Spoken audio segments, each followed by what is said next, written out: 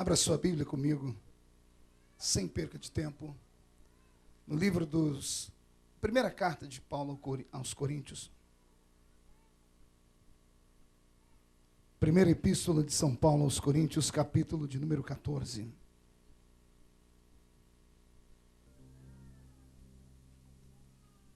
É o terceiro culto dessa nossa visita à igreja de Londres. Eu acredito que vou voltar para casa com o sentimento de missão cumprida. Ontem à noite Jesus desceu aqui entre nós. Hoje pela manhã, quem veio foi sacudido pela presença dele. E como o melhor vinho fica sempre para o último dia da festa, quero ver você embriagado hoje à noite aqui. Amém? Primeira epístola de São Paulo aos Coríntios, capítulo de número 14. Segui o amor e procurai com zelo os dons espirituais, mas principalmente o de profetizar. Pois o que fala em língua não fala aos homens, senão a Deus. Com efeito, ninguém o entende, e em espírito fala mistérios. Mas o que profetiza fala aos homens para edificação, exortação e consolação. O que fala em língua edifica-se a si mesmo, mas o que profetiza edifica a igreja. Terminando, eu gostaria que todos vós falasseis em línguas, muito mais que profetizasseis. O que profetiza é maior do que o que fala em línguas, a não ser que tenha alguém que interprete para que a igreja toda receba a edificação. Amém? Feche a Bíblia, coloque na cadeira, pegue na mão da pessoa mais bonita do seu lado. Ficou difícil aí? Aqui é Londres. Excuse me. É que ninguém mais mora na Vila Tatu, nem na esquina do Sovaco Sujo, nem no morro do Tatuapé. Aperte a mão do irmão com carinho, até ele falar aleluia. Pentecostal que não faz barulho, está com defeito de fabricação, não é? Cadê os pentecostais dessa reunião de hoje? Oremos. Pai, nós te exaltamos e te glorificamos. E entendemos que daqui a alguns momentos esta igreja ficará pequena para o tamanho da glória que o Senhor vai enviar do alto dos céus. Daqui a alguns momentos, ó Pai, esse ambiente ficará sagrado demais para nós. E oxalá que o nosso corpo seja vencido pelo seu Espírito. Que caia sobre nós aquele terror que eu falei ontem. O terror da sua presença verdadeira. Ao ponto, Senhor, de nós não desejarmos ir para casa nessa noite. Amanhã, Senhor, começa mais uma segunda-feira. Um dia de lutas, um dia de provas, um dia de expectativas. E os seus filhos não podem chegar até o dia de amanhã como estão. Eles precisam ser revestidos de autoridade nessa noite. Eles precisam receber armas pesadas nessa noite. Pai, haverá um reboliço acontecendo em Londres depois deste culto. Esses crentes voltarão para casa como brasas de fogo. E a sua glória será uma realidade. E por isso cerque este ambiente com a sua presença. Expulse os demônios que possam ter vindo tentar atrapalhar a reunião. Manda anjos de fogo estarem conosco nessa noite. Eles comecem a esparramar as brasas de fogo tiradas do seu altar. E se houver alguém batizado com o Espírito Santo, pegue ele já agora, Pai. E aqueles que não são, que se segurem. Porque o céu é o nosso limite nessa noite. E a igreja que é soberana diz amém. Os que podem, tomem o seu assento aplaudindo a Jesus, porque Ele é muito bom. Glória a Deus, glória a Deus, glória a Deus. Aleluia. Chega de pranto. Fique tranquilo, porque hoje a sua maquiagem não vai ser borrada. Mas eu tenho certeza que o seu rosto vai trincar de tanta felicidade. Porque os seus lábios vão abrir assim, num 10 para as 3, bem grande. Não, melhor.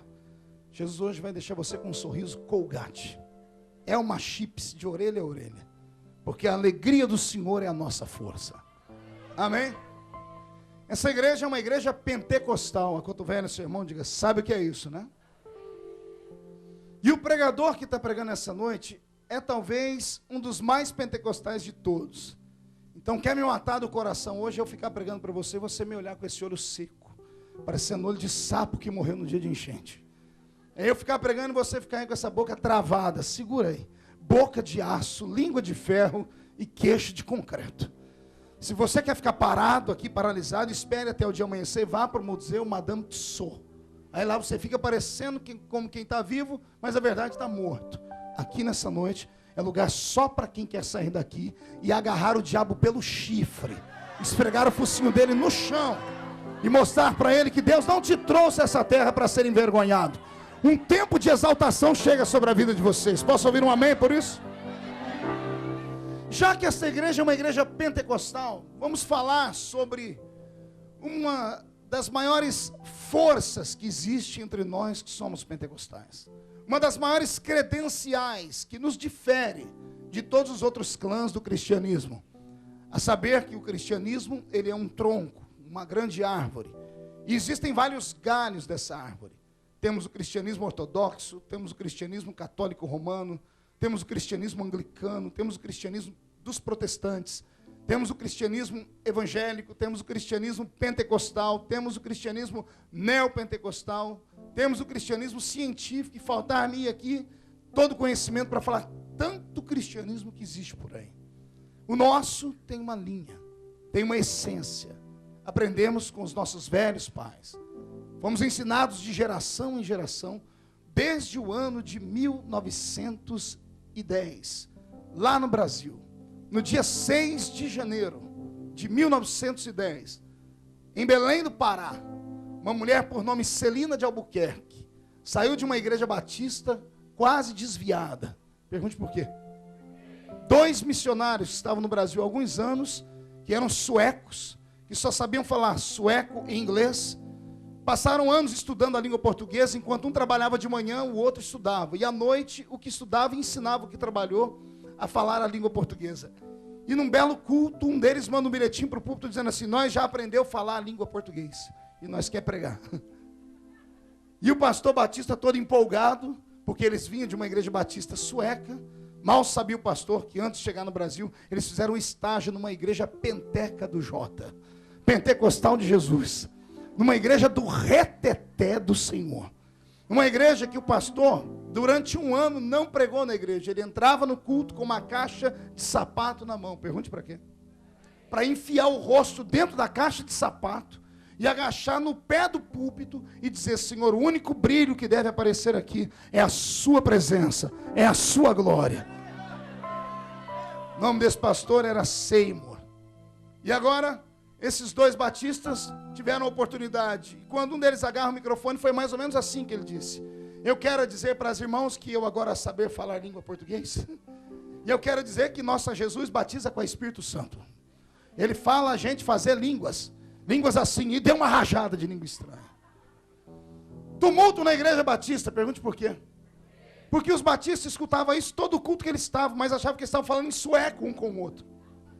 Os belemitas, tudo índio, ouvia aquelas línguas que eles falavam durante o culto, eles achavam que eles estavam se comunicando em outro idioma da terra. Mas quando descobriram que se tratava das línguas estranhas da Bíblia, os 2 foram expulsos. E eu só descobri agora, tem menos de 3 meses, sentei com o pastor Samuel Câmara, que é o presidente da Assembleia de Deus, mãe de Belém do Pará, e ele me disse que há poucos dias atrás, a Igreja Batista da cidade de Belém do Pará marcou um encontro com a Igreja Assembleia de Deus, e os pastores se reuniram, e o pastor Batista pediu perdão de joelhos ao pastor Samuel, dizendo: eu carrego um fardo nos ombros. Os nossos pais na fé batistas expulsaram os 2 missionários assembleianos daqui à base de chute e pontapé. Isso eu não sabia. Eu sabia que eles haviam sido expulsos. Mas o pastor Batista disse: nós carregamos o peso, porque os nossos irmãos foram expulsos da igreja a pontapés, debaixo de palavrões, eles quase foram linchados. E agora nós entendemos que isso é um movimento divino. O pastor Samuel Câmara me disse que marcou um culto na igreja batista, pegou 500 crentes pentecostais e foram para dentro da igreja batista. E fizeram aquele culto e Jesus desceu lá dentro. Aí depois ele trouxe o pastor Batista com 500 batistas para dentro da Assembleia de Deus. E hoje, em Belém do Pará, as igrejas têm comunhão, porque quem reina entre nós é Jesus de Nazaré. Mas antes que isso acontecesse, os 2 expulsos da base de pontapés e pauladas, no culto um tumulto. Uns acreditaram, outros não acreditaram. E sempre tem aqueles que tanto faz como fez. Pode perceber que quando o pastor está pregando, ele fala, quem acha isso? Aí uns levantam a mão e diz, quem não acha? Aí outros levantam a mão. Aí tem sempre o grupo que não acha nem acha. Ele não levanta a mão por nada. Parece que a mão está amarrada no meio da cintura. Ou seja, não tem opinião nenhuma. Fica sempre em cima do muro. E essa noite não é noite para alguém ficar em cima do muro. Ou você vai ser quente e sair daqui fervendo, ou você vai sair daqui congelado. Porque morno, meu Jesus vai vomitar pela boca dele. Amém? Se você não gosta de calor, de fervor, se você se incomoda com línguas, com manifestações pentecostais, com coreografias pentecostais, se você acha esquisito alguém ficar em pé, bater o pé no chão, botar a mão na orelha, ficar dando aquele stick assim para a esquerda ou para a direita, é melhor pegar aquela porta, sair, dá tempo de você ir numa dessas igrejas aí, onde o evangelho é mais light, o culto é mais normalzinho, porque nessa noite eu quero ver você sair daqui gritando que só o Senhor é Deus. Amém? Os pentecostais podem dar um grito que me convença que são pentecostais? Desde esse dia em diante, essa mulher chamada Celina Albuquerque não dormia. No culto que isso aconteceu, ela ficou perturbada. E um dia ela dobrou o joelho, por volta da meia-noite, e começou a dizer a Deus, se é verdade que aqueles 2 suecos falaram, eu quero. E ela convidou o Espírito Santo para descer sobre a vida dela. 4 horas da manhã, Celina de Albuquerque, no dia 6 de janeiro de 1910, recebeu a visita do Espírito Santo. Na verdade, não foi só uma visita. Ele foi para o Brasil de mala e cuia. Fincou a bandeira do pentecostalismo lá. E a maior igreja pentecostal do mundo está em solo brasileiro. Cerca de 22 milhões de homens e mulheres, num domingo como esse, estão dentro das suas igrejas agora. E se ainda não foram atingidos, daqui a alguns momentos serão atingidos pela mesma unção que vai descer sobre nós. E só no Brasil, 22 milhões de pessoas, possivelmente, vão falar com Deus num idioma que só Deus entende. Eu queria saber se aqui alguém acredita nisso.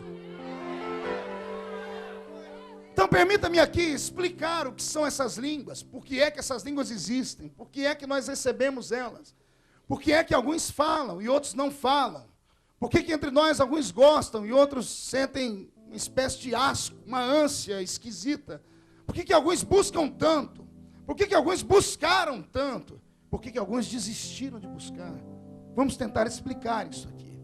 Na primeira epístola de São Paulo aos Coríntios, Paulo está dando um ensinamento à maior igreja pentecostal fundada desde os primórdios anos da fé de Paulo. Não houve nenhuma igreja como a de Corinto.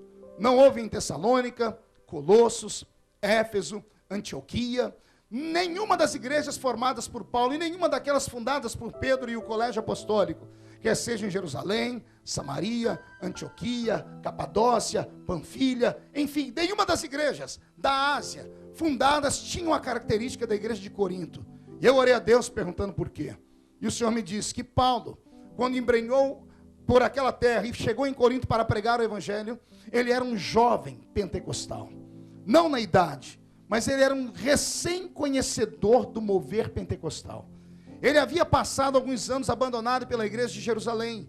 E nesse período, ele buscou a Deus longe dos apóstolos. Não havia ninguém para discipular o apóstolo São Paulo. Ninguém teve paciência de pegar o baixinho de 1,5 metro de altura, com a cabeça gigante, calvo. Há quem diga que ele era caolho e manco de uma perna ainda. Pense numa figura enigmática. Era Paulo. Ninguém tinha paciência e talvez faltava coragem. Para mim é o que mais me apetece. Penso que ninguém tinha coragem de dissertar sobre as escrituras com ele. Também pudera. Um homem que aprendeu aos pés do Dr. Gamaliel, estudou na maior universidade do seu tempo. Falar com ele sobre filosofia não era fácil.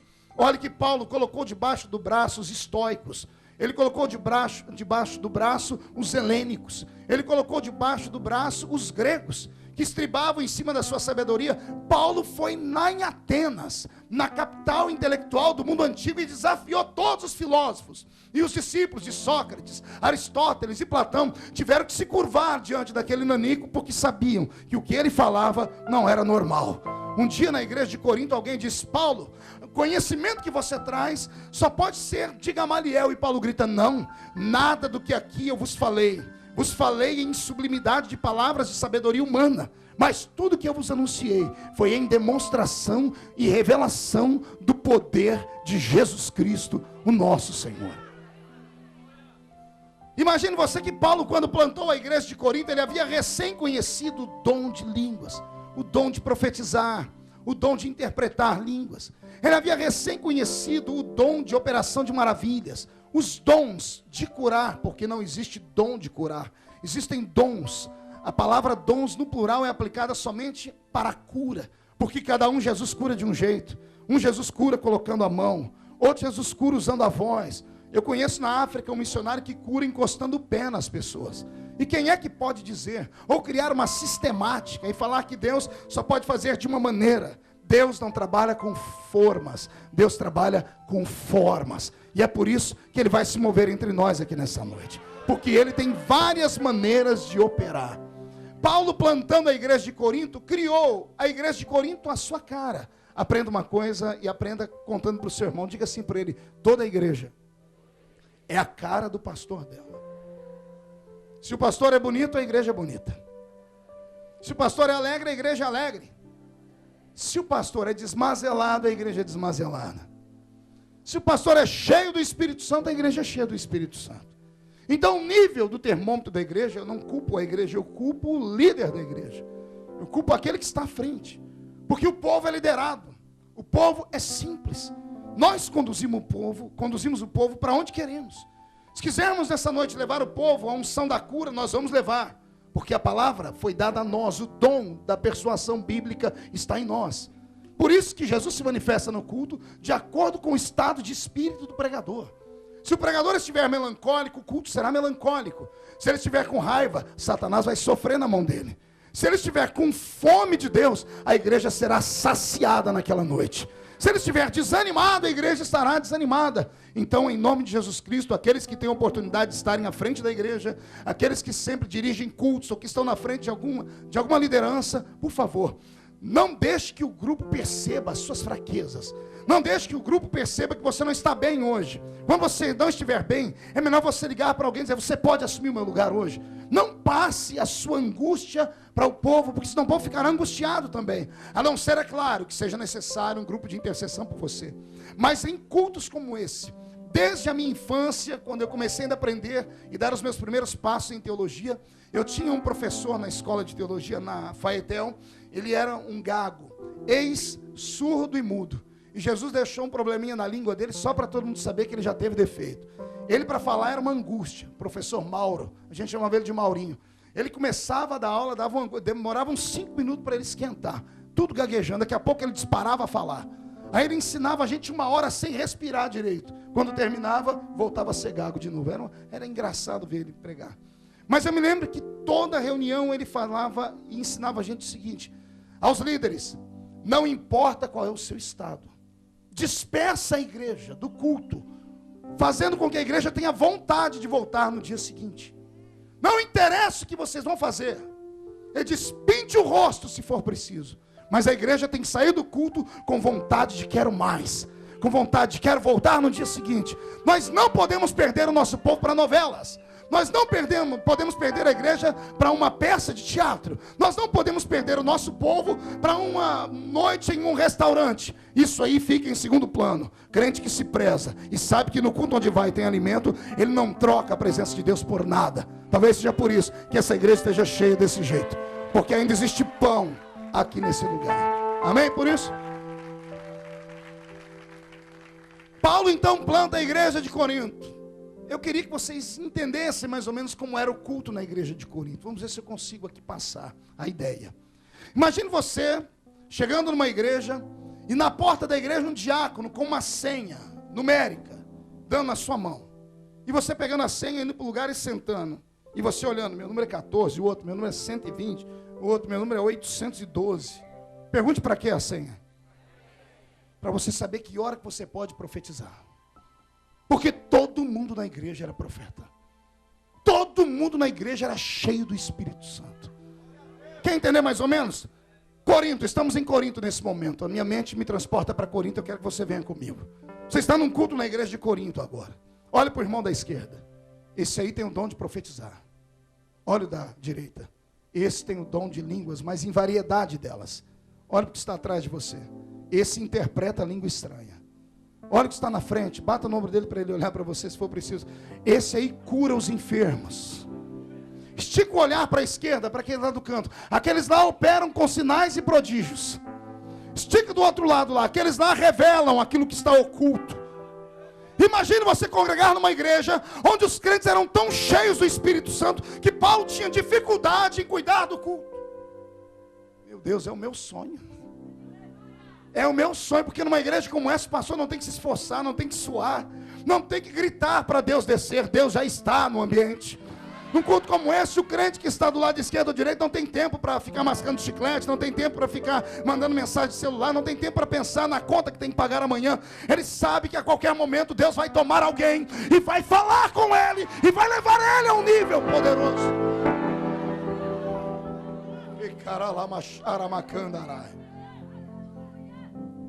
Aqueles que vieram de igrejas neopentecostais vão se escandalizar, mas foi assim que nasceu a nossa fé. Eu participei em cultos lá na minha igrejinha, lá na cidade onde eu moro, que só Jesus para ter piedade da gente. Pense num culto onde os profetas estavam tudo ouriçados. Era um pós o outro. E detalhe, divino eram as mensagens que eles falavam. Lembro-me como se fosse hoje, a irmã Dalva, uma mulher do ciclo de oração, uma mulher de muita oração, uma senhora santa. Quando Deus tomava a irmã Dalva em cânticos espirituais, eu vou repetir, cânticos espirituais. Quantos anos, pastor Wesley, que eu não ouço um cântico espiritual? O que é um cântico espiritual, pastor? É o que o pastor Alexandre canta? O que ele canta é espiritual. Mas não é no idioma do espírito. São pessoas que levantam a voz e cantam numa língua que ninguém entende. Eu não estou falando da língua inglesa, nem da língua aramaico. É uma língua que não é falada na terra. É uma língua que os santos anjos falam diante do trono do Senhor. E ela com uma voz lírica, não sei se a minha esposa lembra disso. Lembra, amor? Ela com uma voz lírica, ela saía bailando na igreja. E quando ela parava na frente de alguém, dava tremedeira na gente. Dava diarreia na gente.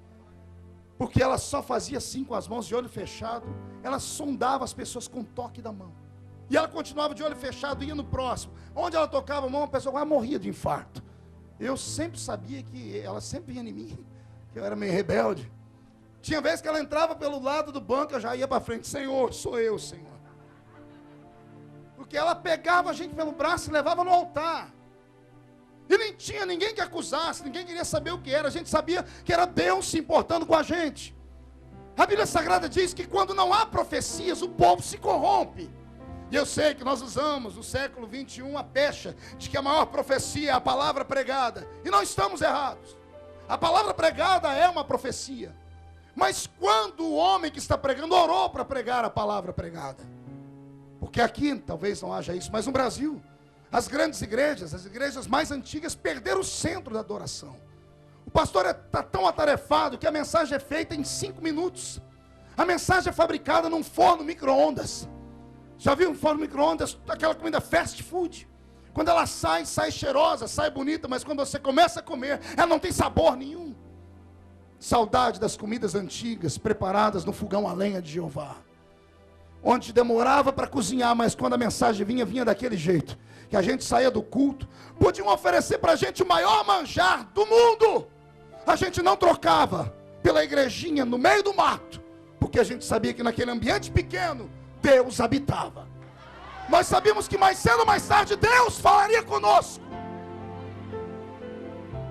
A fé dos pentecostais era tão tremenda que a gente saía dos cultos, entrávamos na igreja e ficávamos acreditando que Deus iria levantar alguém para falar conosco.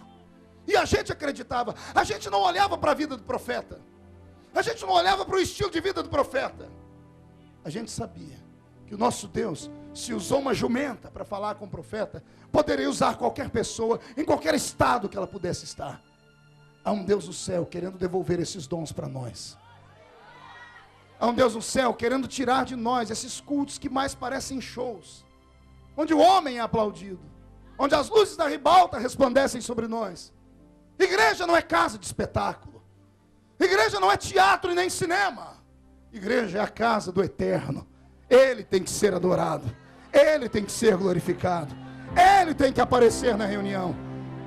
E Deus nos marca uma reunião como essa, não é para dar alguma coisa para nós. É o contrário, é para receber alguma coisa nossa. Ô pastor, mas o que é que eu posso dar a Deus pela sua salvação?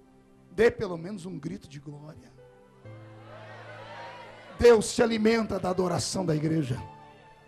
Um dia desses, Deus me deu uma revelação acerca da adoração que é tremenda. O Senhor disse para mim: a adoração sai da igreja como barulho e sobe aos céus. Atravessa os céus que existem, intermediários, o céu atmosférico, o céu cósmico, e quando entra no meu céu, na minha presença, o som muda e eu não escuto. E eu tomei um susto. Falei, como é que é, Deus? O Senhor disse para mim: eu não escuto o grito, o louvor e o clamor da minha igreja. Falei, como não? O Senhor disse: eu não escuto. Quando ele atravessa o céu, ele se transforma em cheiro. Eu disse, como é, Senhor? O Senhor disse, exato. O louvor, o grito e a adoração sai da terra como um barulho. Mas se você chegar na lua, você não vai ouvir mais. Se você subir 2, 3, 4 quilômetros aqui para cima, o nosso grito desaparece. O Senhor disse, nesse momento eu transformo ele em essência de cheiro. E eu disse, por quê, Senhor? O Senhor disse, porque se fosse por barulho eu poderia me enganar. Porque tem gente que grita por gritar. Tem gente que grita para não passar vergonha porque o outro do lado está gritando. Tem gente que está gritando aleluia, abrindo a boca de sono, tudo junto, misturado. Ou seja, tem alguns entre nós que não passam de papagaios, que só imitam. Mas tem outros que quando gritam, gritam com a alma. Quando dão glória com o espírito. Aí o Senhor disse para mim, para não ter erro e eu abençoar quem eu não devo, eu determinei a lei. Sai da terra em forma de barulho, mas chega no meu trono em forma de cheiro. Então eu sinto o perfume da adoração.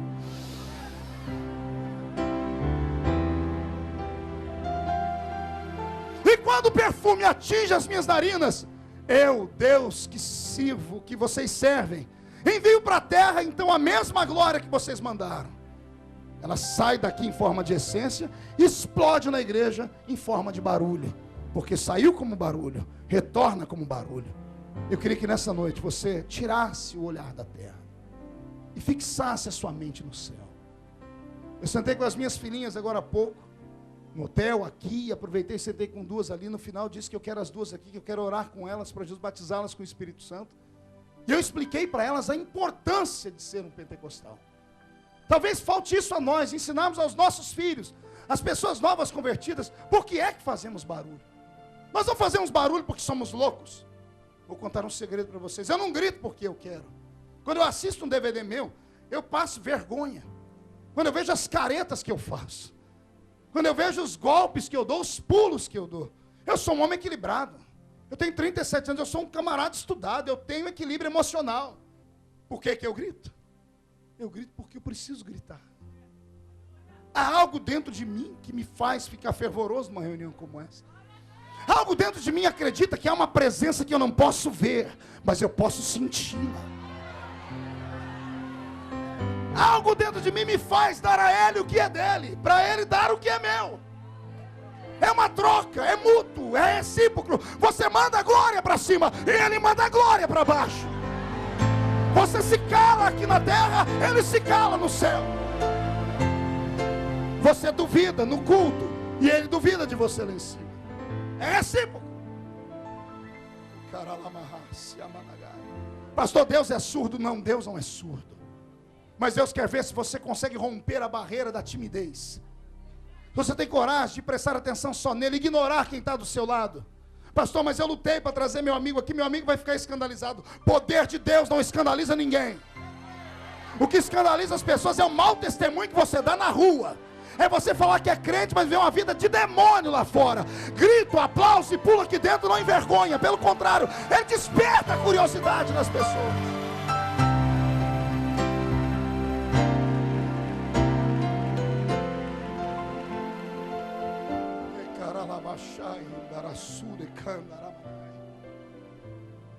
Deus quer devolver a essência da nossa fé.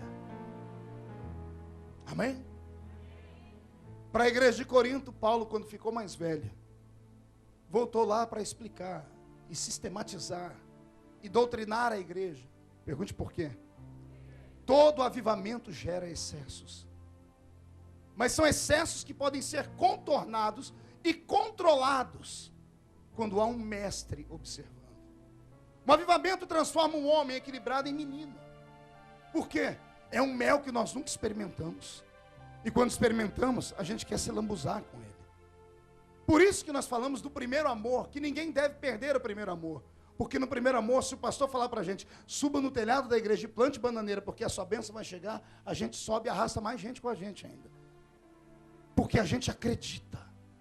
A nossa fé não é uma fé tacanha, pequena ou medíocre, não. É uma fé pura. Não há malícia. Por isso que o novo crente recebe milagre todo dia. E o velho crente está sempre com a tromba no rosto. Não acredita em mais nada. Envelheceu na fé, enferrujou no espírito. E ele vai querer dizer para mim que ele equilibrou. Não, pastor, que agora eu atingi o nível de varão equilibrado. Equilibra o demônio. Que equilíbrio desgraçado é esse que faz você julgar o pastor, julgar o irmão que está pregando? Nada mais presta para você, ninguém mais presta para você. É porque agora eu li a Bíblia, eu também li a Bíblia mais de 20 vezes. É, mas eu estudei teologia, eu fiz 5 faculdades de teologia e sou mestre em teologia. Recebi há poucos dias atrás o título numa universidade brasileira de doutor em ciências cristãs. Bela porcaria esses títulos. Eu posso aqui dissertar um monte de palavras vazias para vocês. Posso falar sobre várias matérias, de antropologia a sociologia, o que você quiser. Mas ficaria sem fruto. Se no intervalo entre o conhecimento e a glória, eu não saísse de cena e dissesse, se o Espírito Santo ajudar você a triturar o alimento que você está comendo. A unção de Deus é perceptível. O conhecimento você adquire no banco de uma universidade, lendo livros, se dedicando. A unção de Deus, não. A unção de Deus você tem que pagar um preço. Você tem que andar na contramão da avenida. Tem que se importar só com o que ele pensa, não com o que os homens pensam. Tem que buscar ao nível das pessoas te chamarem de fanático. Sabe quando é que um crente fica bom? Quando todo mundo diz assim para ele, você está doido. Aí ele chegou no ponto, amadureceu para ser aquilo que Deus quer. Deus é apaixonado por gente doida. Deus é apaixonado por gente maluca e atrevida. Tem algum maluco e atrevido aqui? Então reage, dá um grito nessa noite.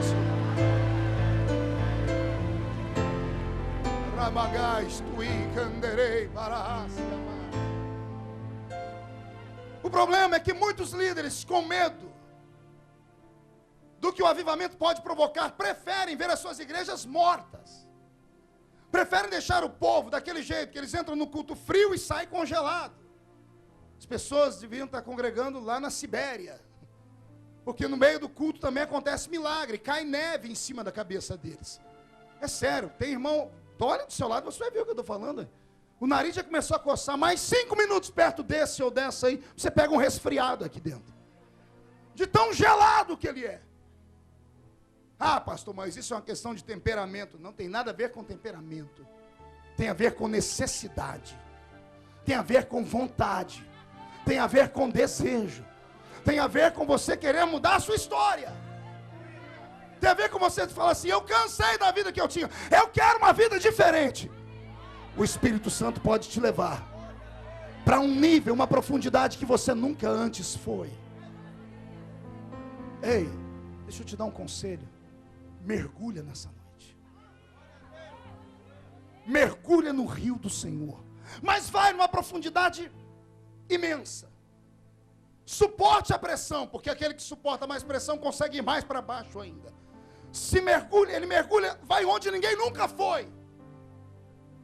E a coisa mais linda é que quando você mergulha, o silêncio que vem traz calmaria e uma paz imensa.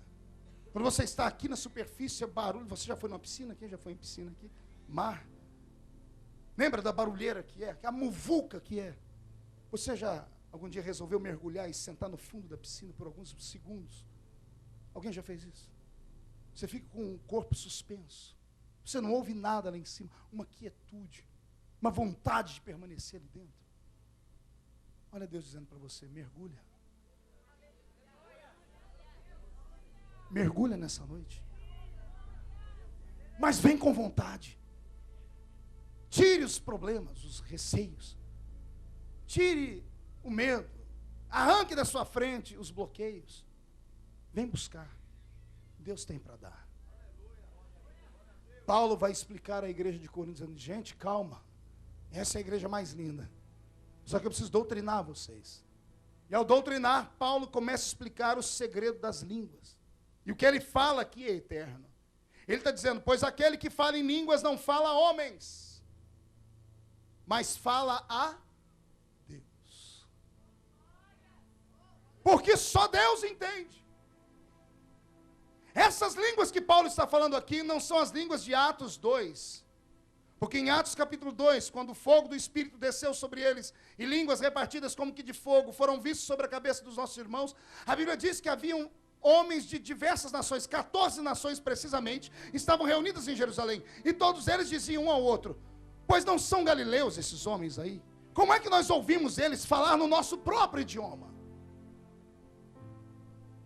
Naquele dia, o Espírito Santo veio sobre os homens, deu a eles o sinal que eram línguas repartidas como que de fogo, línguas ininteligíveis até então. Mas quando a notícia se tornou pública, e a igreja saiu de dentro do cenáculo, e começaram a descer as ruas de Jerusalém, todos os que viram começavam a ouvi-los falar em diversidade de línguas.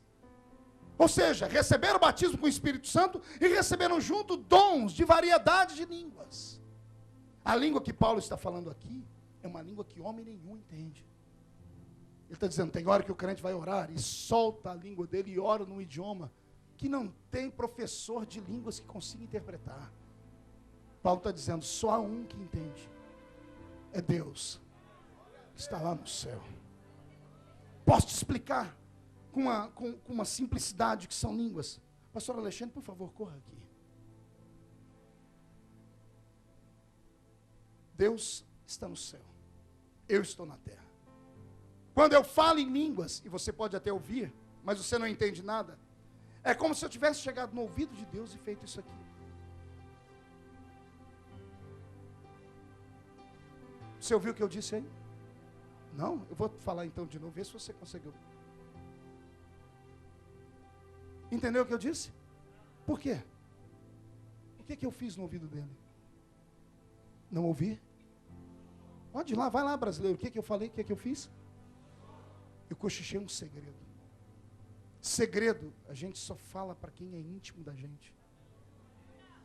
Quando o homem fala em línguas num culto como esse, quando a mulher fala em línguas num culto como esse, você sobe na presença de Deus e cochicha no ouvido dele. Obrigado, pastor.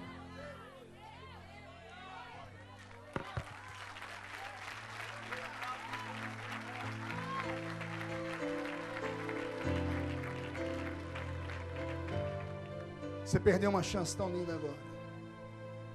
Foi lindo ver você aplaudir, mas quando você aplaudiu, esquentou a palma das mãos. Se você tivesse trocado os aplausos por línguas estranhas, você teria falado no ouvido de Deus algo que só você necessita, e você nem sabe. Porque quem ora em línguas, Paulo diz, não fala com homens, fala com Deus. Orar em línguas significa orar em espírito. E vou explicar o que é orar em espírito, porque lá no Brasil tinha um costume antigo.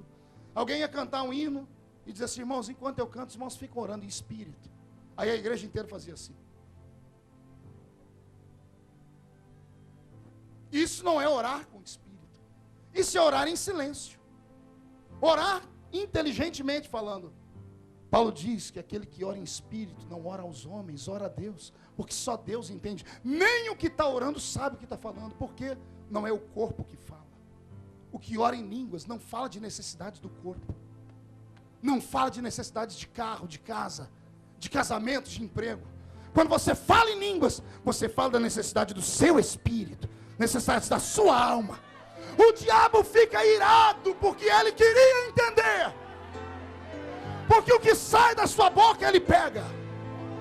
Mas quando você fala em línguas, ele tem que arrancar o resto dos cabelos dele. Ele deve estar grudado no chifre dele agora, dizendo, isso eu não sei, então não tem como preparar uma artimanha para derrubá-lo. Eu te desafio a orar em línguas.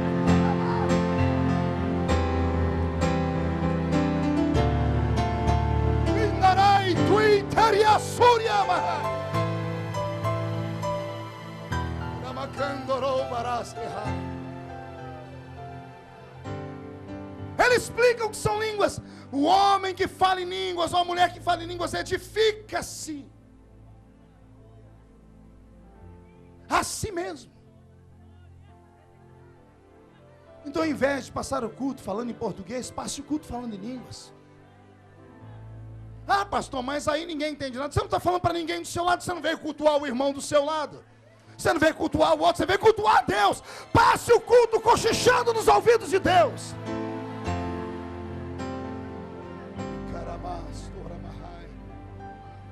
Oh meu Deus, há quantos anos eu não vejo Jesus levantar alguém falando em línguas?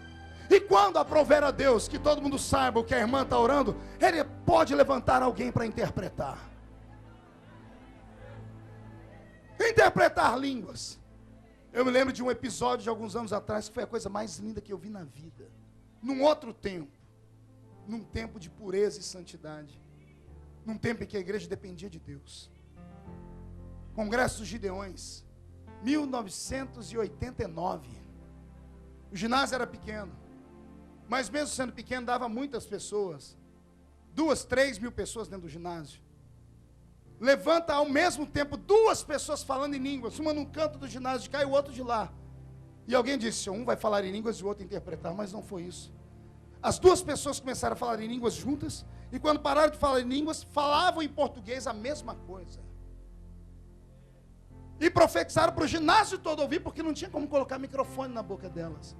As 2 pessoas profetizaram a mesma palavra, sem erro, com o tempo de respiração dado a cada uma delas. Coisas fantásticas, sinais e prodígios, que a igreja acabou perdendo pelo tempo, mas Deus quer resgatar. Essa igreja tem tudo para ser a igreja que vai resgatar isso. Essa igreja tem santidade, essa igreja tem louvor, essa igreja tem determinação, essa igreja tem amor, tem carinho, essa igreja já tem homens e mulheres com fome. Eu quero que nessa noite você saia daqui glutão no espírito. Eu quero que você coma mais do que todo mundo. Eu quero que você receba mais do que todo mundo. Deus está com o céu aberto dizendo, pega, pega o que é seu, pega. Ai, Jesus Cristo.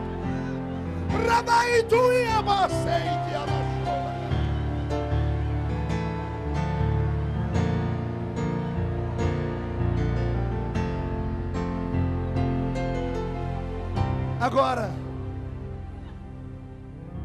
que eu te expliquei a essência dessas línguas, vou te explicar o porquê falamos em línguas. Eu descobri, estudando a Bíblia durante muitos anos,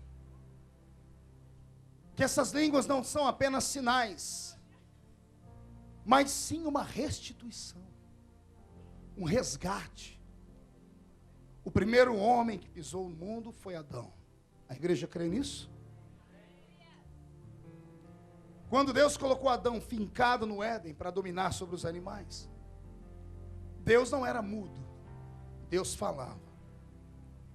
Deus só começou a falar, a voz dele só foi ouvida quando ele criou os anjos.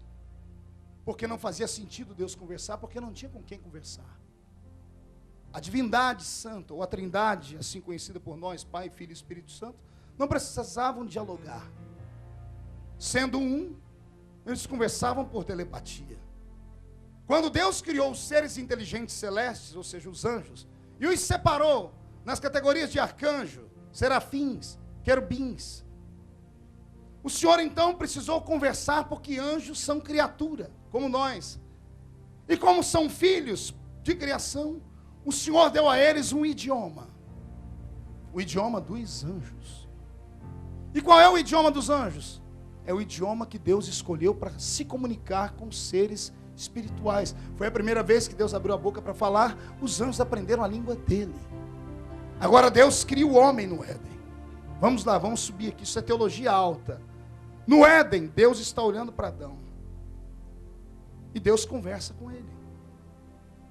Deus diz para ele, domine, põe nome nos animais, cultive, crie. Adão é filho. Qual é o idioma que Adão aprende a falar? Os antropólogos dizem que os homens que saíram das cavernas, que conversavam através de sussurros e gritos como os animais, porque eles creem só na evolução e não na criação como nós cremos, dizem que o primeiro idioma falado pelo homem foi o sumeriano, lá no oco do bambu, longe de Pachuchu. Era um grunhido, não era uma fala, era um grunhido. Mas o homem é um ser inteligente. Todo ser que tem um espírito é um ser inteligente. Animais não têm espírito, animais são alma vivente. Por isso, não minta para o seu filho quando o cachorrinho morrer, dizendo que o totó foi para o céu dos cachorrinhos. Não existe céu para cachorrinho, tá? Alma de animal é só para essa vida. Ela nasce e morre aqui. O homem não. O homem tem um espírito eterno. Como o homem tem um espírito eterno, ele recebeu parte daquilo que é divino. Quando Deus soprou nas narinas de Adão, Deus soprou a inteligência divina. Adão já nasceu falando. Já sabia falar. Vou perguntar à igreja que com certeza sabe, já sabe a resposta. Qual era o idioma de Adão? Se ele não tinha outro ser humano para conversar. Se ele não ia conversar com o macaco na linguagem do macaco, com o boi na linguagem do boi. Ele só conversava com Deus. Ele é filho de Deus. Filho geralmente fala o idioma do pai. Qual era o idioma de Adão? O nosso primeiro pai falava o idioma dos céus. Olha que coisa linda. Só por isso já valeu o culto hoje. Revelação. O homem falava o idioma dos seres espirituais. Deus entrou no Éden gritando: Adão, onde você está? E Adão entendeu o idioma e Adão soltou: eu vi que estava nu e me escondi. Em que idioma? Ele conversava no idioma de Deus.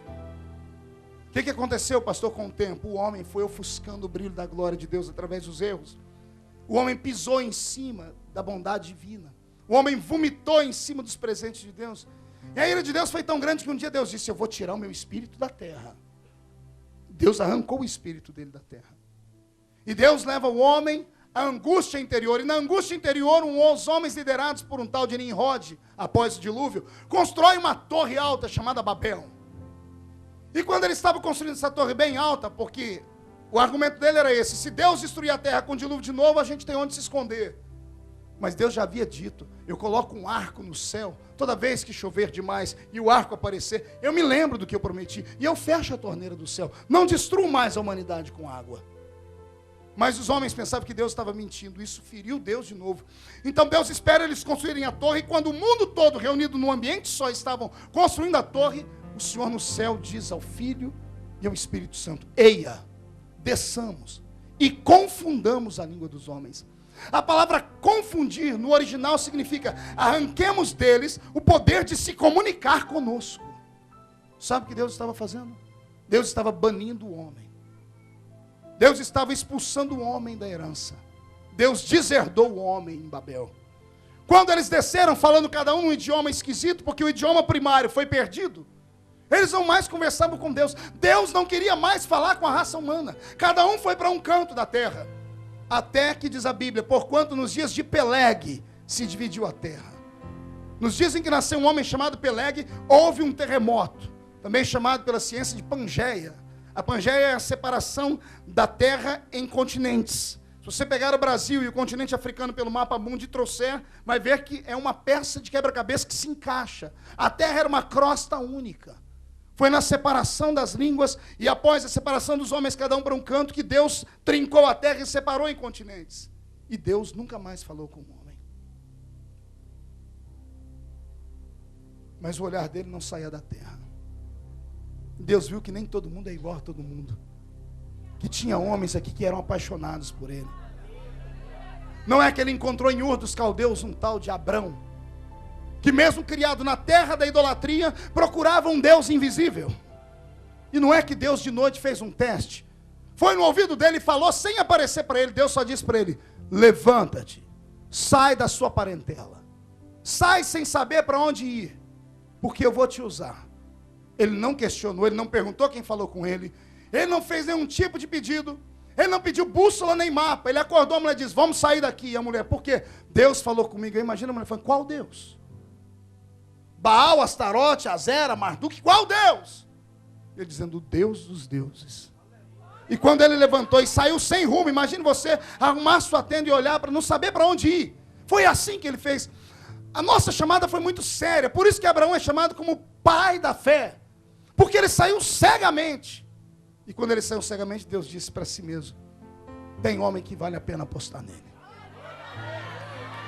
De Abraão vem Isaac. De Isaac vem Jacó. De Jacó vem as 12 tribos de Israel.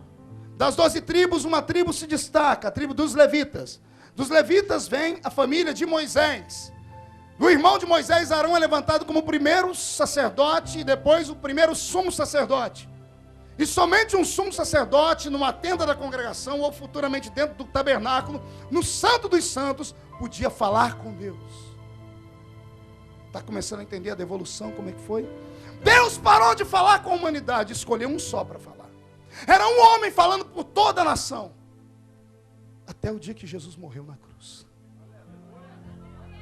Porque a Bíblia diz que quando ele lá na cruz disse consumado está, o templo, onde Anás e Caifás estavam indo para operar, para apresentar sacrifícios, porque era o dia de entrar atrás do véu do templo, do Santo dos Santos. Quando eles vão chegando perto do véu do templo, que pesava 1 tonelada e precisava de 12 bois para arrastar, de alto a baixo, uma mão invisível pega no véu e faz assim. Rasga o véu em dois. Quando o véu se rasga, eles pensam que vão morrer porque olham a arca lá dentro. Que morrer nada. É Deus dizendo, eu sou maior do que a arca. E naquele momento Deus abre a oportunidade para o homem falar com ele direto.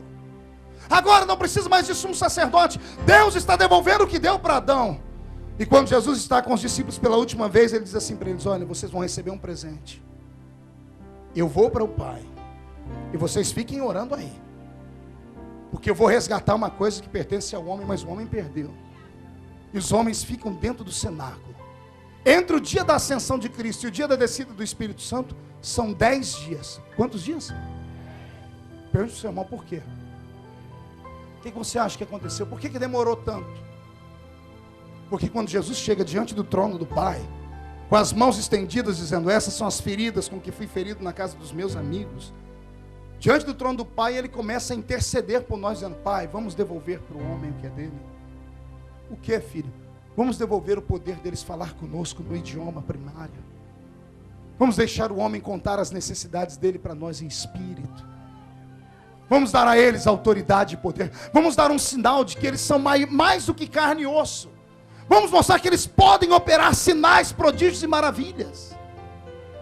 Foram 10 dias de intercessão. E Deus reticente. Porque o homem ofendeu Deus. Eu imagino o pai falando, mas o Espírito Santo é frágil, é sensível. Ele é santo. E Jesus dizendo para o pai, eu imagino, pai, eu ensinei eles lá. Se pecar contra mim tem perdão. Se pecar contra ti tem perdão também. Mas se ofender o Espírito não tem perdão nem hoje e nunca mais. Imagino Deus dizendo, eles sabem disso? Sabem. Você garante? Jesus dizendo, garanto. Deus olha para o Espírito Santo e diz, prepara a bagagem. Você vai voltar. Imagina o Espírito Santo emocionado dizendo, eu saí da terra antes do dilúvio. E estou voltando agora. Estavam reunidos no mesmo lugar como estamos aqui. E veio do céu um som, como de um vento forte e impetuoso. E encheu a casa onde estavam assentados. E de repente foram vistos por eles línguas repartidas como que de fogo, as quais pousaram sobre cada um deles. E todos foram cheios do Espírito Santo. E começaram a falar em outras línguas, conforme o Espírito Santo concedia que falassem.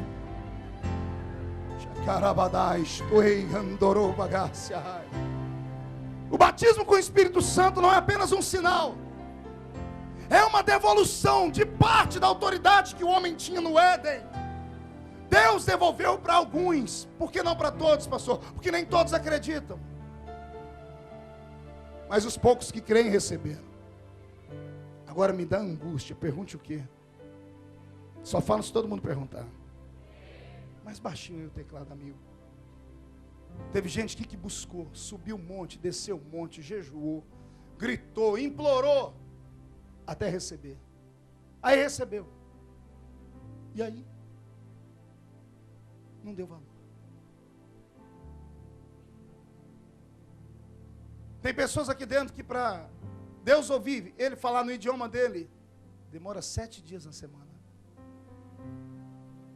E alguns que vêm ao culto só de 15 em 15 dias, só 15 dias Deus leva para ouvir ele falar alguma coisa com ele no idioma dele.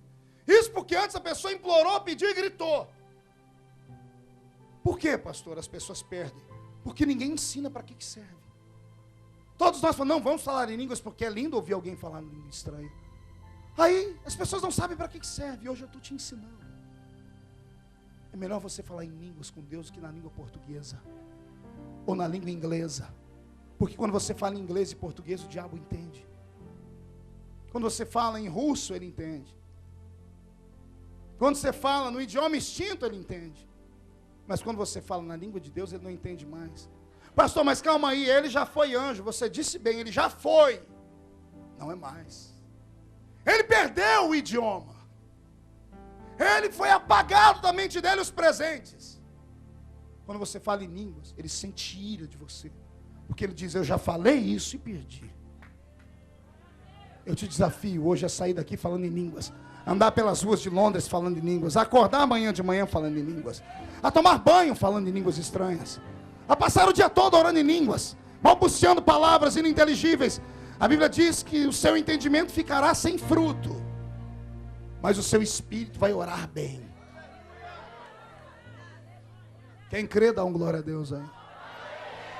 Uma música bem triste agora aí, amigo. Que agora vem aquilo que todo mundo espera ouvir. Por que eu não recebo, pastor? Por que eu perdi? Pior é isso. Como é que alguém tem coragem de me dizer que perdeu? Pastor, faz 6 meses que eu não falo em línguas. Faz 1 ano, 10, 20 anos. A última vez que falei em línguas foi na Arca de Noé. A minha pergunta é essa. Como é que alguém perde o idioma? Você está aqui na Inglaterra há quantos anos? Porventura esqueceu a língua portuguesa? A língua máter, a gente não esquece. Desde que a gente pratique. E mesmo se não praticar, quando você encontra alguém, trava na primeira, na segunda, mas depois desembesta a falar e não para mais. Satanás plantou um espírito de engano na sua mente. Ele te fez acreditar que porque você errou e pecou, Deus te tomou o dom. A minha Bíblia diz que Deus dá sem arrependimento. Eu vou repetir. O dom Deus dá sem arrependimento. Sabe a língua estranha que você falou há muitos anos atrás, quando foi batizado? Ela é sua por herança. Ninguém te toma ela. É sua, Deus te deu. As palavras estão aí na sua mente. Quando você não as fala, você invalida o poder do sangue de Jesus. Quando você para de falar em línguas porque você se desviou, ou porque você levou uma vida assim, um assado, e depois veio para a igreja e acha que não recebe mais, você está dizendo, Jesus, o Senhor não tem poder para me perdoar nada. Eu te desafio a dar um tapa na cara do diabo nessa noite. Eu te desafio a você começar a orar em línguas como antes, ao ponto de você se levantar e começar a marchar. Eu quero que o diabo te veja e ele vai gritando, mas você é um pecador. E depois, quando você abrir a boca para falar em português, você diz, mas sou um pecador remido pelo sangue de Jesus Cristo na cruz do Calvário derramado. Pastor, por que eu não recebo o batismo com o Espírito Santo? Eu vou precisar de você, fique por aqui em pezinho. Por que eu não recebo o batismo com o Espírito Santo? Porque você não entendeu para que ele é. Na igreja onde eu fui criado, meu Deus, teve gente que morreu e nunca falou em línguas, por exemplo, como meu sogro. 40 anos pentecostal e nunca falou em línguas. Por quê? Porque ninguém ensinou ele o que eram as línguas. Tem gente que pensa que para falar em língua estranha tem que jejuar 5 dias. Tem que estar em oração 6 meses. Tem que estar mais santo do que o próprio Cristo. E não é nada disso. É o contrário. Quantas cruzadas eu não preguei no Brasil? E no fim das cruzadas, na minha frente vem uma prostituta, ou um pederasta, ou um bebum. Alguns fedidos, outros sem roupa. E as lágrimas caindo pelos olhos, daqui a pouco explodem falando em línguas estranhas. E aí eu olho na mesma cruzada, crentes com coque no cabelo, a roupa perfeita, com a cara travada, parecendo que comeu limão.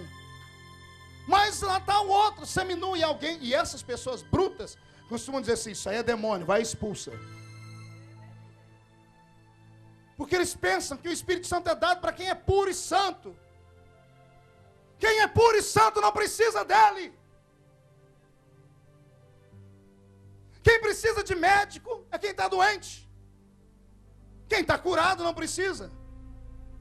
O batismo com o Espírito Santo é revestimento. Por gentileza, meu filho, segura meu paletó agora e fique com ele assim, aberto. Levante na minha altura, né? Desdobra aqui, porque o terno é chique. O culto inteiro, o Espírito Santo está assim. Ele só vai revestir aquele que tem frio. Eu tenho culpa que você tem um couro grosso e não sente necessidade? Por acaso eu tenho culpa que você é um santarrão de plantão?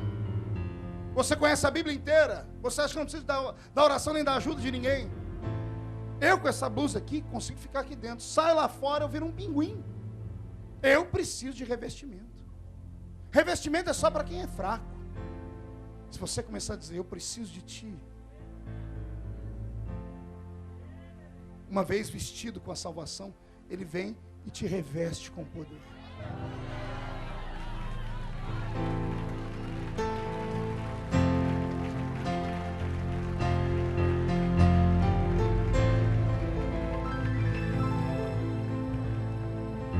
Não entendeu ainda? O batismo com o Espírito Santo é para você, rapaz, que é viciado em cigarro, cocaína, em drogas. É para você que é fraco com prostituição. É você que precisa dele. É você que não consegue levar uma vida santa, regrada. É você que precisa dele. Ele quer batizar você hoje. Ele quer te revestir com poder. Mas se você ficar com pena de si mesmo, dizendo assim, eu não mereço, eu não posso, eu não quero, ou eu não tem gente que é melhor do que eu, ele nunca vai te dar. Você não pediu para Deus que você queria força para permanecer? Ele pode te dar hoje. O batismo com o Espírito Santo é um presente. Se é um presente, já foi dado. Se já foi dado, você só tem que pegar. Ah, pastor, mas eu tenho dúvidas. Dúvidas do quê? De que é ele mesmo, pastor. E se for o diabo? O diabo aqui dentro? Ele não é trouxa de ficar aqui. Ele vai onde ele opera. Aqui dentro é outro espírito que opera. O diabo não tem poder para atravessar aquela porta nessa noite. E se ele se manifestar, a gente expulsa ele. Ah, pastor, mas a língua que eu já tive vontade de falar assim, mas a língua que eu vou falar é igualzinha do meu irmão dali ou do outro lado lá. Uai, filho do mesmo pai, fala o mesmo idioma. Não entendeu? Vou repetir. Filhos do mesmo pai falam o mesmo idioma. Ah, pastor, mas não é imitação. Você está doida? Não é imitação, é seu. Ah, pastor, mas eu tenho medo, pastor. Então arranca o medo. Porque ele não é um monstro, ele não é um bicho papão. Ele é seu amigo. Ele quer ser seu companheiro nessa noite. Ele quer te ajudar a carregar a cruz. Crentes que recebem um batismo com o Espírito Santo têm mais sensibilidade para crescerem no ministério. É por isso que em algumas Assembleias de Deus não se consagra um homem e uma mulher se ele não falar em línguas. É claro que toda regra tem exceção. Mas essa era uma marca dos nossos pais na fé. Porque eles sabem que um homem e uma mulher batizados com o Espírito Santo são mais fáceis para ser moldados pelo Espírito. Eu te desafio nessa noite a sair daqui orando em línguas estranhas. Deixa eu fazer uma pergunta aqui. Quem nunca falou em línguas aqui? Levante a mão para ver. Levante sem medo, sem nenhum tipo de constrangimento. Levante bem alto, deixa eu ver. Segurei. Jesus, bate uma fotografia aí. Abaixe a mão.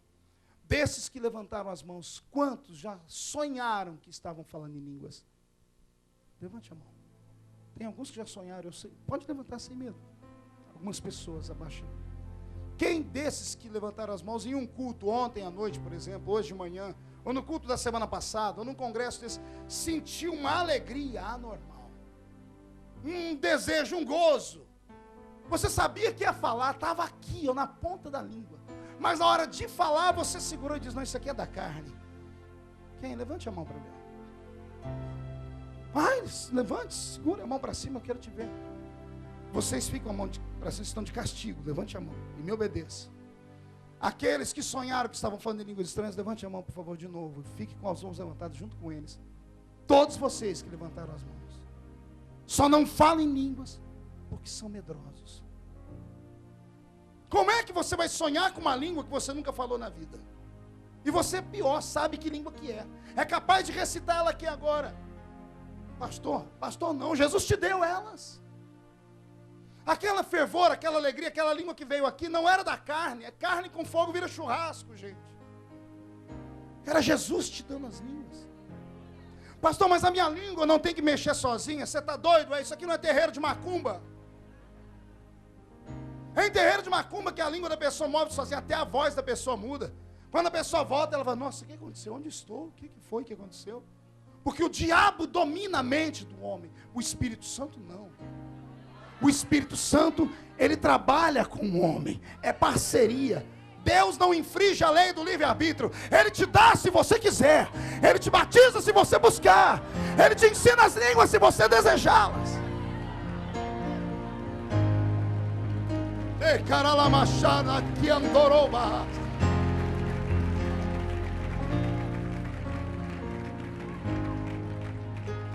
Vamos embora? Vamos aquecer as turbinas? Vamos lá. Como assim, pastor? O Espírito Santo é como um beija-flor. Só vai em flor aberta. E a flor tem que ter pólen, tem que ter mel. Não adianta ficar com a flor aberta com essa cara de vinagre. Foi batizado num pote de vinagre e é infeliz. Coloca alguma coisa boa nos seus lábios para receber um beijo do Espírito Santo. Aleluia. Glorifique. Mande glória para cima e Ele vai mandar a glória para baixo. Não fique me olhando, porque eu não batizo ninguém. Quem batiza já está aqui.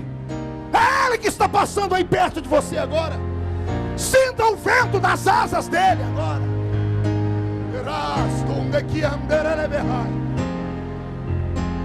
Oh, aleluia.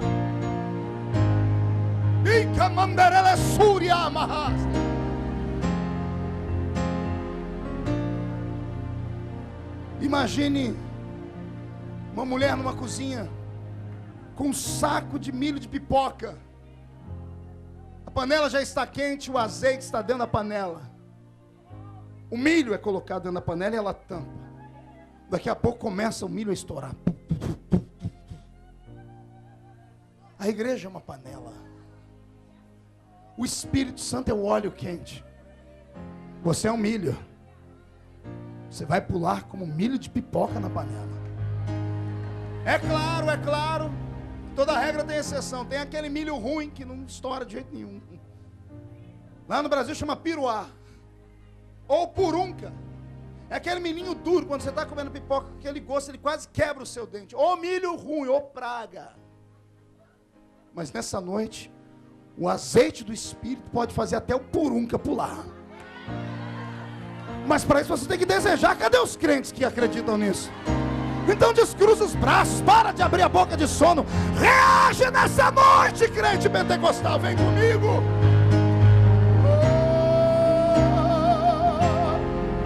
E o que eu vou te falar agora, não sei se vai te deixar feliz ou constrangido. Essas imagens estão indo para o mundo inteiro. Tem um monte de gente assistindo para ver essa igreja de Londres. É fogo, como todo mundo diz mesmo. Lá em Orlândia agora, minha igreja deve estar ligada lá. Eu pedi para eles colocarem um telão dentro da igreja. Deve ter quase 500 pessoas assistindo esse movimento aqui. E o Deus que está operando aqui vai começar a batizar aqui. Vai começar a batizar aí também. Porque não há distância no mundo espiritual.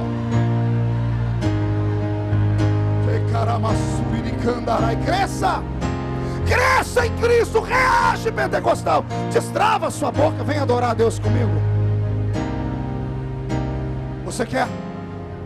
Você deseja? Mão direita para cima. Agarre o ombro do seu irmão. Chacoalha até ele ficar irritado. Irrita ele. Pelo amor de Deus, chacoalha assim. Esse crente está dormindo aí, ó. Esse que está meio vivo, meio morto. Chacoalha com as duas mãos. Diga, acorda. Diga, acorda. Essa é a sua noite. Línguas de fogo hoje.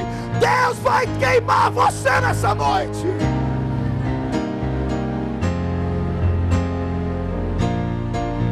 Incline a sua cabeça.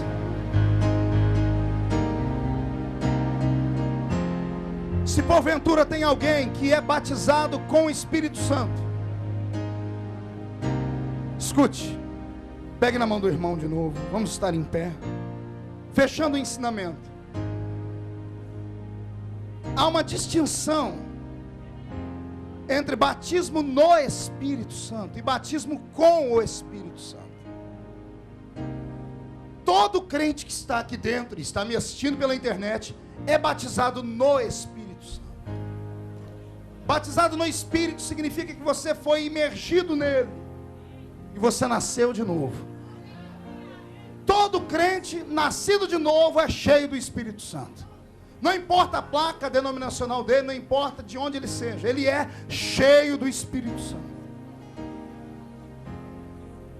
Agora o batismo com o Espírito Santo e com fogo, como Jesus disse, esse é um pouquinho mais intenso. Lembra do encontro de Jesus com a mulher samaritana? Para a mulher samaritana que encontrou Jesus agora, ele disse: vai nascer em ti uma fonte que vai jorrar para a vida eterna. A vida eterna fala de salvação. Todo crente salvo tem a fonte, o Espírito Santo. Agora, no capítulo 7 de João, Jesus encontra os discípulos e diz assim para eles: olha, vocês que me conhecem e andam comigo, se as minhas palavras permanecerem em vós, rios de água viva fluirão do vosso interior. Olhe para mim. Aceitar Jesus é a fonte. Aqui. Quando você recebe o batismo com o Espírito Santo, aqui a fonte vira um rio. Aqui é para salvação. Aqui é para fortalecimento. Aqui você vai até Ele, pedindo perdão e aceitando. Aqui é Ele vindo sobre você, te ungindo e te credenciando para uma época de ouro, jamais sonhada na sua história. Você crê? Primeiro convite da noite. Se porventura tem alguém entre nós que já é batizado com o Espírito Santo, mas há muito tempo não fala em línguas e não conseguiu aí sozinho porque tem um bloqueio, solte as mãos dos irmãos. Vem aqui na frente agora. Você que já falou em línguas uma vez, que falou em línguas estranhas e perdeu o dom, vem aqui à frente. E a igreja vai orar. Ah, pastor, então depois desse eu vou orar com quem não é batizado, aí nós que somos batizados podemos ir embora? É claro que não. Porque para aqueles que são batizados, Deus pode hoje te levar para uma profundidade e nascer um pregador de fogo. Randai sui canterei doromahara. Se alguém puder buscar as minhas duas filhinhas lá, eu agradeço. Peça para buscar as nossas filhas. Tem mais alguém? Só esses vão vir?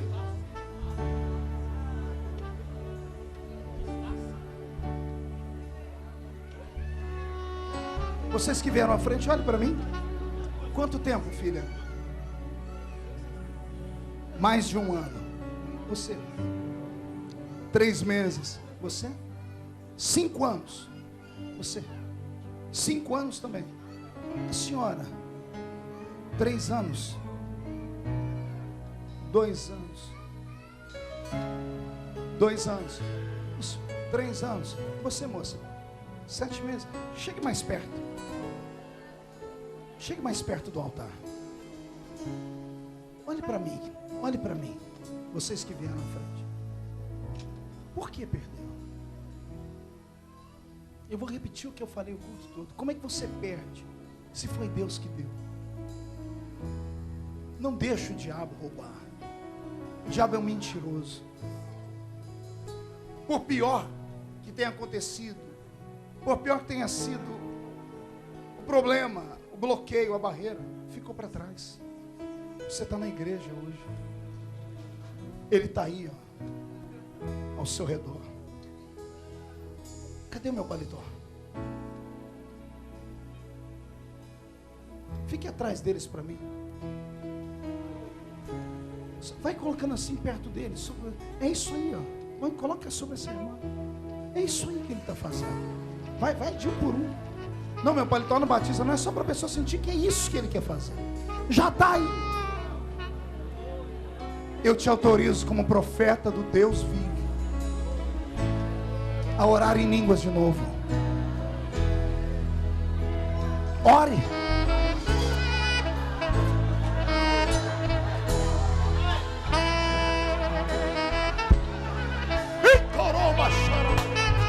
Isso. É isso aí. Isso, Jesus derruba ele. Pronto. É fogo. Cadê? Está faltando você. Cadê você? Seja renovado agora.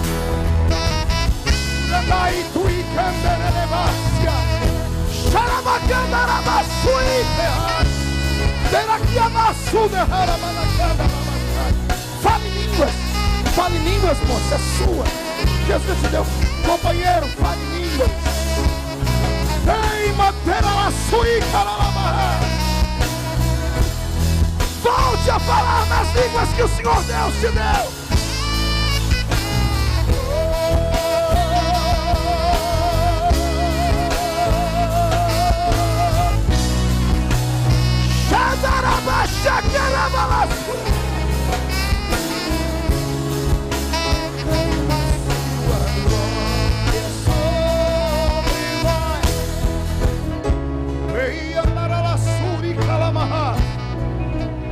Ramai que ancorou uma suída. Orando caminho, queda. Karen, vem orar com as suas irmãs.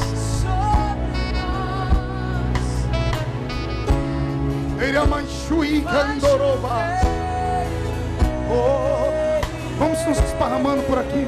Eu sinto o cheiro de batismo com o Espírito Santo aqui.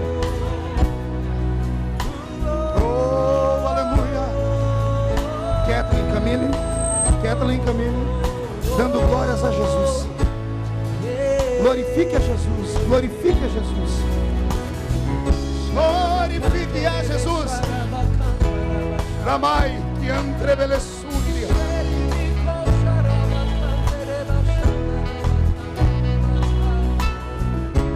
Oh, aleluia. Ravasti andarahai. Você que está aí em casa, busque conosco. Não existe distância no mundo espiritual. Busque conosco. Jesus pode te batizar aí. Aleluia. Olhe para mim, os que vieram à frente. Deixa eu contar uma revelação que Deus me deu aqui agora. Mais lento, mais baixinho o instrumental. O Senhor me disse aqui, pastor Wesley, que tem alguns aqui já estão na sua lista. Estão atrasados, já eram para estar. Mas para estar tem que ter. E era para você ter, mas você desistiu. Quanto tempo você não busca? Está em você. Eu não consigo acreditar que a senhora que está chorando tanto vai sair daqui sem falar em línguas. Não acredita? Consigo acreditar que você que está aí, coração chacoalhando. Jesus vai te dar. Lembra que eu disse? Não é carne, não é diabo, não é imitação, é Deus na sua vida.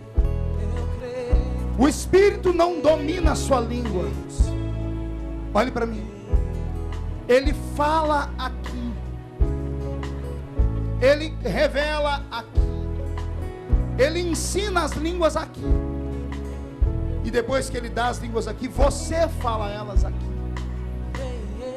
E você vai falar o que ele vai te dar. Você crê? Eu vou precisar de algumas pessoas para ajudar a gente a orar. Mulheres batizadas com o Espírito Santo, homens batizados com o Espírito Santo, obreiros de preferência. Vocês vão vir aqui me ajudar. Deixa eu só te explicar. Você não vai pular em cima da pessoa, você não vai quebrar o pescoço dela. Você não vai ensinar ela a falar em línguas. Você vai colocar a mão sobre eles daqui a pouco, e não é agora. Porque a imposição das mãos traz a unção do Espírito. Efésios, Paulo pregando aos Efésios, Paulo pregando em Éfeso, em Atos 19, diz assim que ele impôs a mão sobre 12 homens, e todos falaram em línguas estranhas. A unção é transferível. Algumas pessoas vão colocar a mão sobre você, e elas vão prestar atenção na sua oração. Quando alguém começar a falar em línguas, esse que vai estar orando com você vai dizer aqui: pastor, aqui tem um, ó. E o outro, aqui tem outro, pastor. E a igreja toda vai pegar nas mãos uns dos outros aí. Vai, igreja, pegue nas mãos uns dos outros aí atrás. Faça um cinturão. Glória a Deus. Cadê as pessoas que vão me ajudar a orar? Levante as mãos os que vão me ajudar a orar, os que já são batizados com o Espírito Santo. Você que vem à frente foi renovado, você vai me ajudar a orar agora. Olha que coisa linda, tanto tempo sem falar em línguas, agora já vai chegar ajudando. Entendeu, irmã? Essa irmã entendeu? Você agora vai me ajudar a orar pelos outros. Levante as mãos que vão orar por eles. Receba na palma da sua mão a unção do batismo com o Espírito Santo. Onde você colocar as mãos, Jesus vai confirmar. Você que vai sentir a mão no seu ombro, na sua cabeça, vai fechar os olhos e vai dar glórias a Deus. Agora, feche os olhos. Coloque a mão sobre eles, por favor. Coloque a mão sobre eles. Oh, aleluia. Pastor Alexandre, o louvor é com você agora. Pai, caia sobre a B Londres a unção do batismo com o Espírito Santo. Receba em nome de Jesus Cristo as línguas primárias. Xaramacantorobafúria. Faz chover, Senhor Jesus, derrama chuva nesse lugar. Vem com Deus. Jesus já começou a batizar aqui. O Senhor Jesus inundar o meu coração. Faz chover, Senhor Jesus, derrama chuva nesse lugar. Vem com teu rio, Senhor, vem, Senhor. Jesus está batizando adolescente. Tem mais uma pessoa falando em línguas, mais outra. Fala em línguas. Vai chover, Senhor Jesus, derrama chuva nesse lugar. Vem com teu rio, vem, vem, vem, vem, vem, vem, vem, vem, inundar o meu coração. Vai chover, Senhor Jesus, derrama chuva nesse lugar. Meu Deus, vai chover, Senhor Jesus, ama a chuva nesse lugar. Vem com teu rio, Senhor, inundar o meu coração. Faz chover,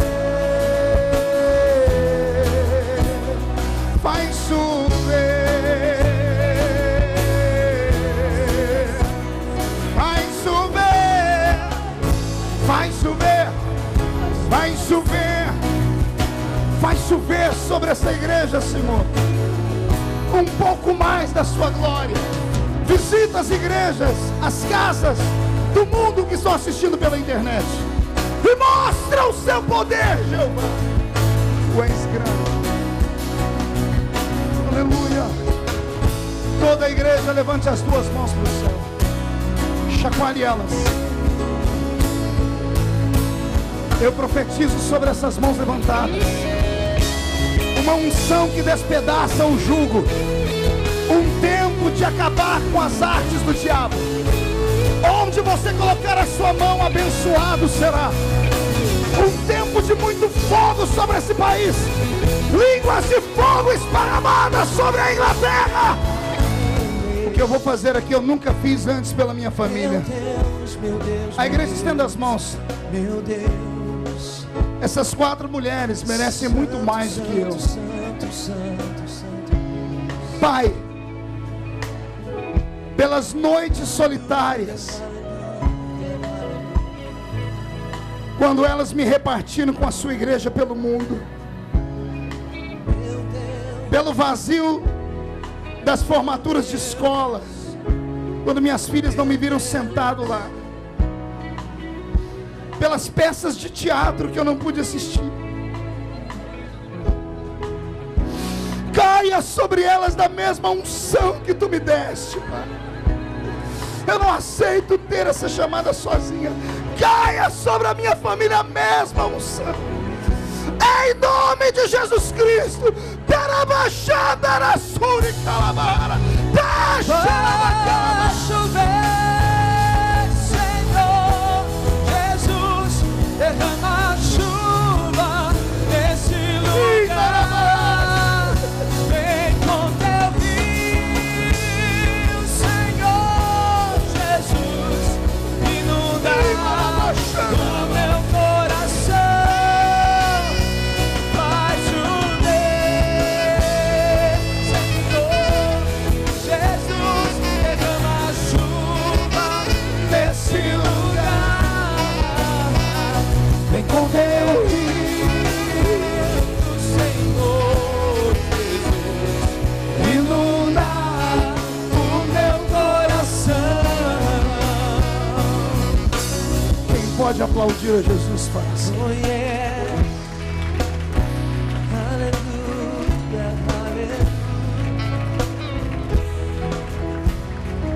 Meu Deus, meu Deus. Pastor, eu não recebi. Vou sair triste daqui. Não, não vá. Jesus pode te pegar no corredor da igreja, dentro do carro, amanhã no trabalho. O que importa é que Ele despertou em você o desejo de novo. Quanto tempo que você não buscava? Meu Deus, Nasceu a fome. meu Deus, Vai acontecer por esses dias. meu Deus, meu Deus. O pastor vai continuar incentivando. Tire você um período de oração no seu quarto. Fique sozinho com o Espírito Santo. E Ele vai dar para vocês aquilo que Ele deu a nós. Vale a pena, a presença dEle é tudo. Amém? Tu és tudo, Senhor. Eu vou pedir para abrir um espaço aqui no meio. Tu és tudo, Senhor. Mais baixinho instrumental.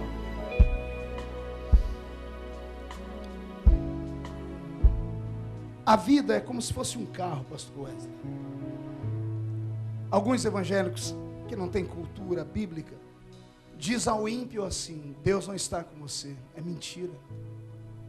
Deus está com o muçulmano, Deus está com o espírita, Deus está com o ateu, Deus está com todos os homens de todas as religiões. Por quê, pastor? Porque Deus é criador. Deus seria irresponsável se Ele criasse uma criatura e jogasse ela ao léu. Se o pai que cria um filho abandona é irresponsável, se Deus não estivesse com a raça humana, Deus seria irresponsável.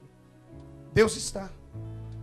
Mas o que dá a diferença da vida não é Deus estar, e sim onde Ele está na sua vida. Antes de aceitar Jesus como Salvador, Deus estava na minha vida. Só que o volante estava na minha mão, o acelerador no meu pé. E Jesus estava sentado do lado, no banco do passageiro.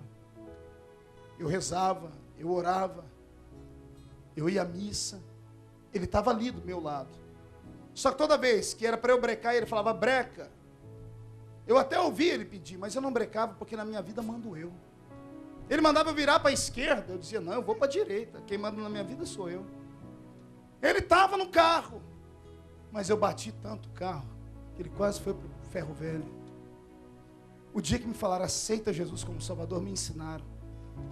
Aceitar Jesus como Salvador é você parar o carro, desligar o motor, sair, dar uma olhadinha no carro, ver como é que ele está.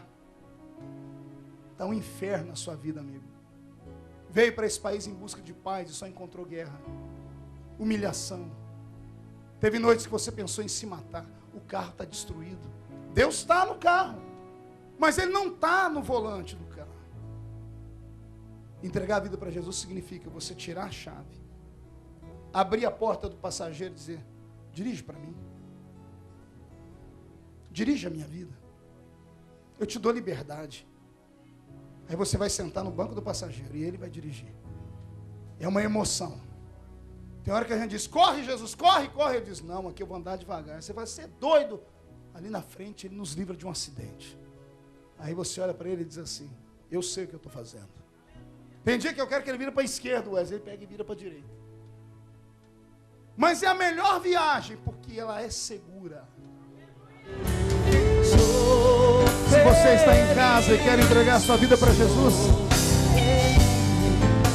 dobre o seu joelho perto e transforma a sala numa igreja. Nós vamos orar.